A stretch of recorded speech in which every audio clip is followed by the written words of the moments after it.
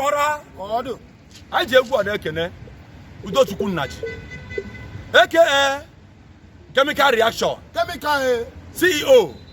Magada Company ezudo wa na amodo ọkụ na anọ ọ dị nwoke esi ka were egwu akene gị ọ dị debe n'ihi ejelu maka na mbosa mụkwa dike na mba ka amụrụ ibia bịakwa ntị ebiresi ka agbali ya afọ ndụ na ọ bụrụ afọ uto Chemical n'itolu nnukwu ogologo maka na siri jelepụta mmọnwụ niile nọ n'ọgbọ ga-echelu Chemical gekwa ntị onye ji ga-amụ ije ga-adarịrị ngwụrọ n'ụzọ ọfọ jigbo olu ga-ajọ mmadụ a na-emeli elu gị ndị ilo ọ jụla ese ọ bịafụ gị n'ụlọ Chemical na ya dị ka echi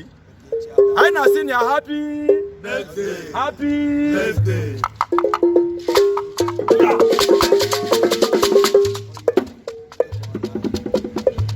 Chemical nweze ebule egwu ya bata mmọnwụ na-ebu ya oya kulu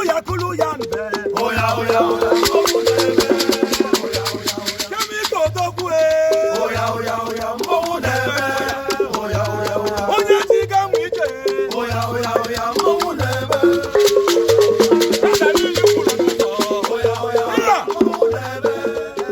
ọfọ ji bolu ga-ajọ mmadụ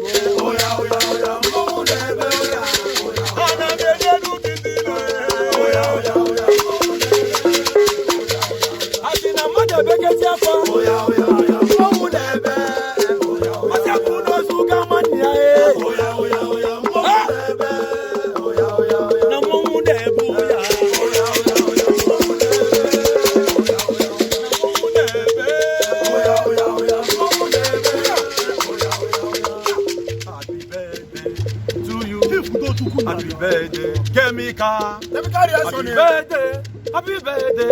Happy birthday to you, Chemical. Happy birthday to you. Happy birthday, Chemical. Happy birthday, Chemical.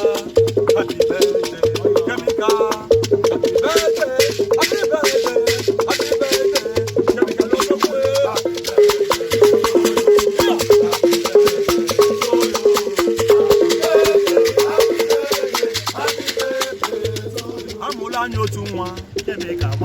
okwu Chineke melo ya lue Chukwu na-ebi n'ime mmadụ